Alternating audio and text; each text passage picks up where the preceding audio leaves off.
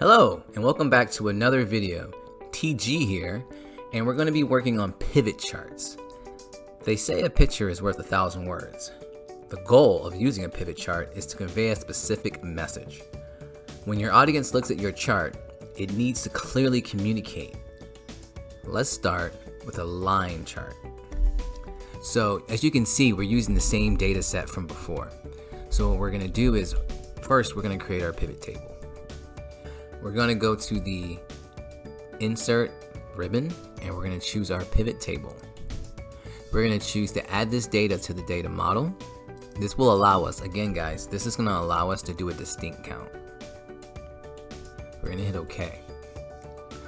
Now what I like to do is it automatically puts it here. I just want to drive it down a little bit. So you can select the whole box, and then here when you have the 4 arrows, you can pull it down. So let's start a simple line chart from a pivot chart. So you have to ask yourself, what do I want to say in this chart? One of the worst things you could ever hear someone ask is, well, what am I looking at? Either they're just looking up from their cell phone or you failed to convey. So let's start with a line chart, looking at gross sales over the year. This is a simple general communication of where are we at overall. So we remember our dimensions and our measures. So gross sales, what we have in our chart, in our data, gross sales, it automatically goes to a sum. And you can see that it goes to the sum. We're going to right click real quick, number format it, make it currency, take away our decimals. Done. 677,000. And we already know that this data set is for the year 2019. So we're saying we have 677,000 for the year 2019. But let's talk about the months over time, right? So we're going to grab our ship date. We invoice by our ship date, so that's where we say, hey, this is where our sales were collected. You can notice, once again, it brings it by all the dates. So we're just going to right click on one of those dates and we're going to group it. And we're going to say we want to see years and months. This aggregates all those dates into one month. Then we're going to take our year, we're going to put it up here. It's not necessary right now, right? Ship date, which is our exact date, we're going to scroll to the left, we're going to take it out. Next, we're going to say, okay, well, what if we just,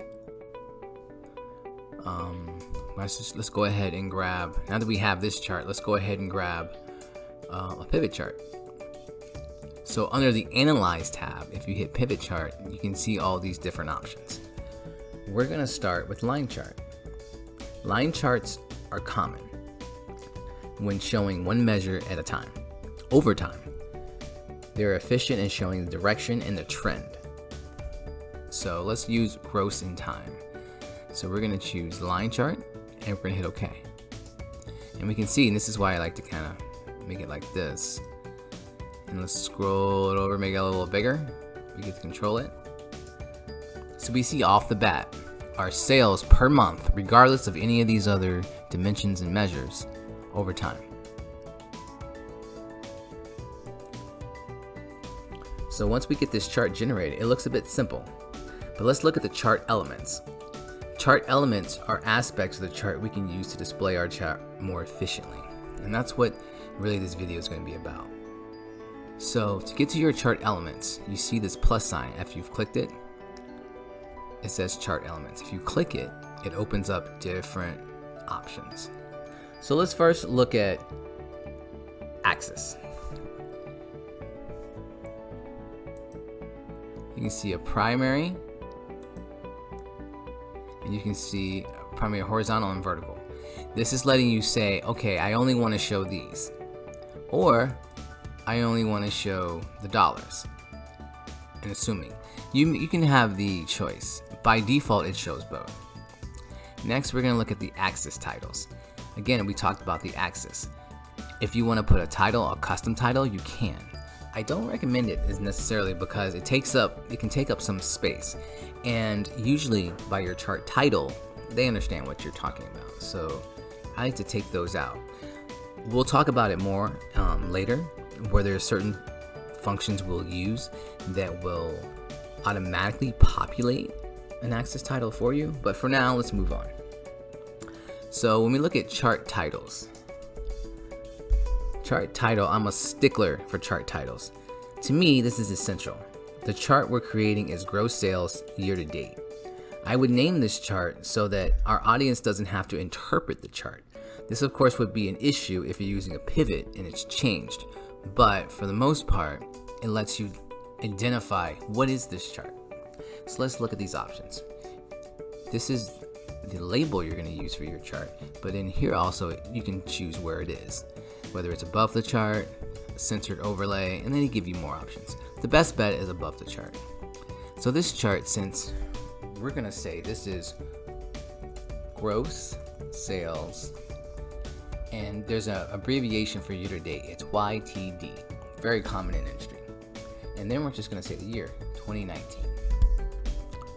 This way, our audience automatically knows, oh, I'm looking at gross sales. They don't have to say, well, what is this line? Is this cost? Is this profit? What is it? They automatically know. Data labels is our next. Data labels are useful, but not always a good idea. If your audience would be able to interact with the chart, it helps call out points in your graph. But with large numbers, it can make it look a little busy. So whereas if I click this, it doesn't look so busy. I mean, if you have like 100,000, 300,000, it can get a little busy. And depending on how many other items you have in your chart. So it's up to you. It's up to the user if that's what you want to do. If you're using percentages and counts, it's not so bad though, because they're smaller objects. But for this exercise, I'm going to leave them there. Now let's look at data table. Data table will put the actual information in a chart. It's not recommended to use when there's a lot of data. It can clutter the chart. If the goal is to communicate a message quickly, less is more. So let's look at this. Here it's not so much, so it wouldn't be a big deal. If you're going to make a dashboard, it's a good idea to make both an overall chart and a way to dig into the details. Certain audiences aren't interested in the details unless there's a problem, while others are concerned about the details than the overall. This is where you need to know your audience. We'll talk more about this in our dashboard video. But as you can see, these months are put into this table. As you can see, these months are put into this chart, so you don't have to see the actual table.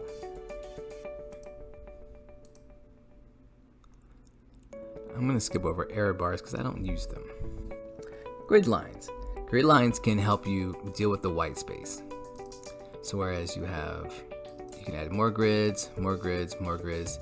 It's just another way of changing the visual. By default, Excel does primary, major, horizontal. Just the one. Legend. Legend is by case. If you have more than one measure, you should use a legend. This helps the audience understand what colors are what.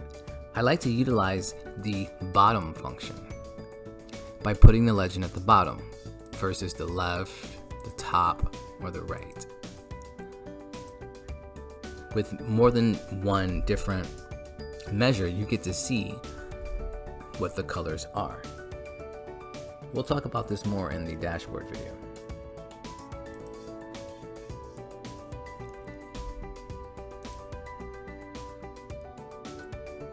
Trend. Trend can be useful to be communicating a direction. Without large rises and drops, your audience may ask, so where are we, up or down? A trend line answers this up front. Again, it's another line, so consider this when you make the graph too busy. So we're going to choose a linear, and you can see this line showing that it's pretty much steady. Regardless, you have one dip, and then you have this one up. It shows that it's pretty steady.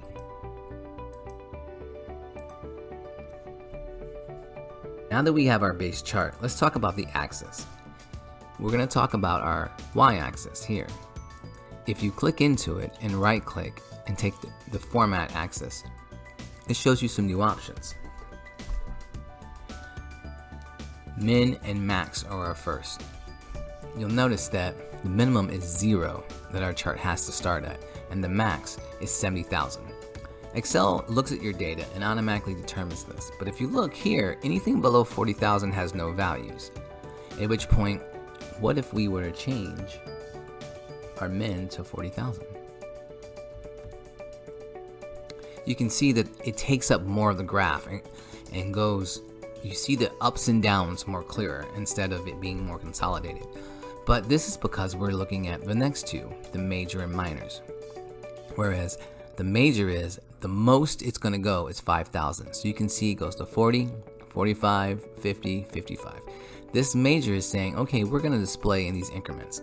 Again, Excel automatically figures this out for you. What if I said, I don't want to see it in 5? What if I wanted to see it in 2?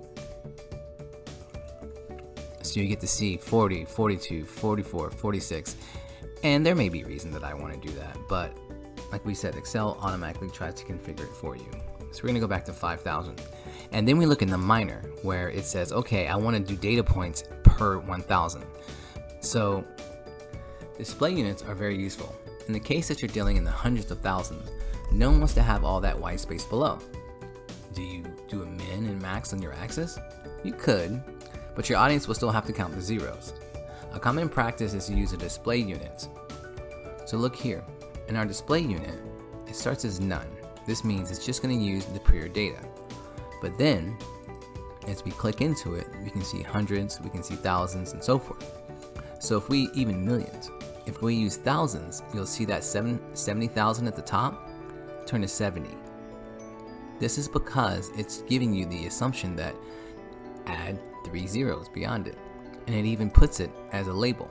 So now, what you have to be careful of is that our data points now say 63.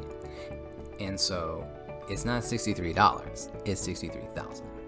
But this is a good way if you have a chart that goes, into the millions and so forth. So that's a good way to use. And we have to keep going to format axis. If we were to go into the hundreds, you would see 700. So it's 700,000, 632,000. So it's a good way to break it down without having to have all these zeros. Now we have a pretty nice chart, but are we fully utilizing this chart with just one measure, which just costs us sales? Usually there are two main measures that help tell a story, a sum and a count. So we're going to exit out of these and we're going to go back to our Analyze tab and use our field list. Think of Lamborghini. You'd probably guess the unit quantity sold or the order count would be lower than a Civic sedan, while the total gross sales may not be that off. A good sales manager has an idea of the cost per transaction and may cringe at a high order count for a particular total gross sales. If you have to do 50 orders to make $100, that may be troubling because it's costing you probably more per transaction to make that $100. So let's look at it. How many lines are we doing for the gross sales that we have? So let's look at it. We're going to choose our sales ID, which is our per line. But whoa, when you throw that in, look at the chart. It gets crazy over here. Actually, this didn't do a count. We're going to do a count. But all our lines are at the bottom. It doesn't really tell us anything. How are we supposed to manage 204 when the scale goes up to a 70,000? This is where we need another axis. So what we're going to do is we're going to click on our gross sales and we're going to right click. Then we're going to change our series chart type. So immediately once we get in here, we see, okay, it has both. And it has both as a line graph. It's typical that you change the type of graph based on the measure so that you can have both together and it's not confusing. Hey, which line graph means this? Which line graph means that? So what we're going to do is we're actually going to change our sum of gross to a bar graph. Now that we've done that, they're still in the same axis. So we're going to take our count of sales ID and we're going to choose to click secondary axis, where it creates an axis on the right side. So they're able to overlay and not be subject to the same number range. We're gonna hit OK. Now let's look at it. You can see now that our count of orders is on its own axis on the right side with a max of 250. And even here we could go in and we can format this axis if we wanted to. Display units, min and max, major, minor, but we're gonna leave it as it is. And see, okay, and this is where having data labels can be a little too much. We're gonna take the data labels out.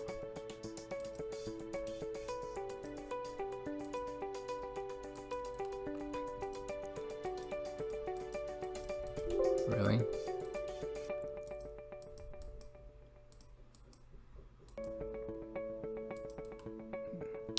We're gonna take the data labels out.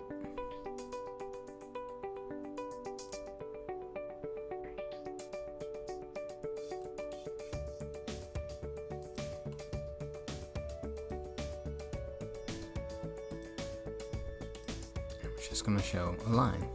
So this is just going to be a reference of saying, hey, as our number of sales go down, are also our number of lines. And then you can see here it goes up. So this is a direct correlation.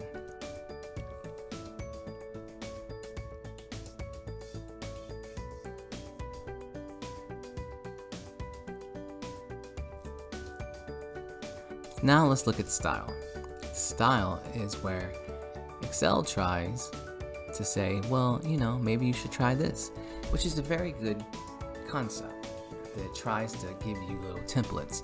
And you can go using the design tab and look over and see, okay, these are different ways my chart would look as far as grid lines, as far as colors, as far as shades. Maybe you use a black background. Maybe you do it this way. You have different, I usually tend to like these. These are more, they stand out, but you get to choose different styles. And then even in those styles, you can choose a color range. So you could change your color range to fit that style. So again, it's just Excel giving you different ways to customize your charts. And then here, this is really just an automated way of doing it. So it's really good that they give you this style. Now that we've done a line and a bar chart, let's end with another common chart, the pie chart. So what we're gonna do is, don't get scared guys, we're just gonna delete this. And we're gonna go back to our pivot table. So we need to change the data to make sense on a pie chart. Pie charts don't use time unless it's a dimension already. And the data we know it's for the entire year of 2019. So let's play with certain dimensions and measures. So let's say we were to use a customer type by gross. A pie chart is meant to measure percentages. So what we're going to do is we're going to go to Analyze and we're going to take out our ship date, because we already know we're doing it for all of 2019. And then we're going to put in, let's say, our customer type. We have two customer types, grocery and liquor store. So let's go up to our Analyze and choose Pivot Chart. But instead of using a column, we're going to choose pie. And we're going to choose the first pie. Automatically we can see it doesn't change. We're going to right click and choose data labels. You can see that it automatically puts in the number, but we want to right click on that and we want to format our data series. Format our data labels.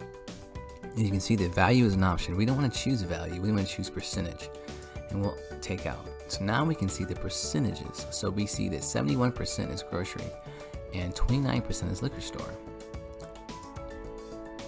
Again, this is the value of, and we could take and say 2019 gross sales. This is the value of a pie chart, is to look at percentages. So let's look at another one. How about our product type per customer?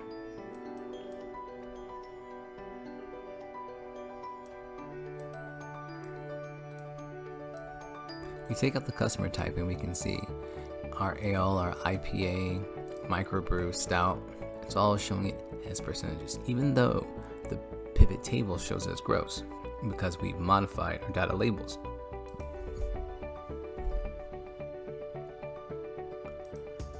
Now there's some that you don't want to use dimensions that are too much.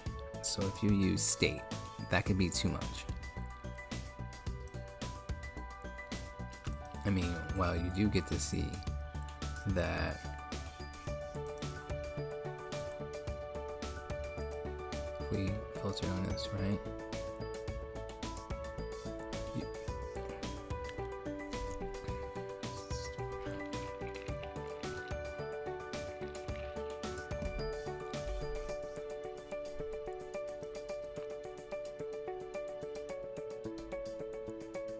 Why is this so small?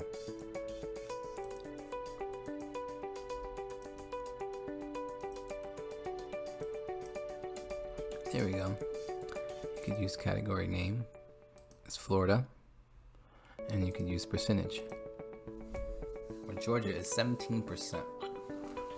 It tells a little, but it still doesn't tell a lot. Let's end the discussion on style. I personally like to build my own charts using my personal style. If you see multiple reports from me and then someone shows you another from me without telling you, I'm willing to bet you guess I made it. This is something I recommend. Reporting doesn't have to be cold and impersonal. Always be humble enough to learn from others and try to help others. Your value will never be in one report you maintain, but in your ability to grow and help others. I hope you learned a lot from this discussion, and we'll see you next time on Dashboard Creation.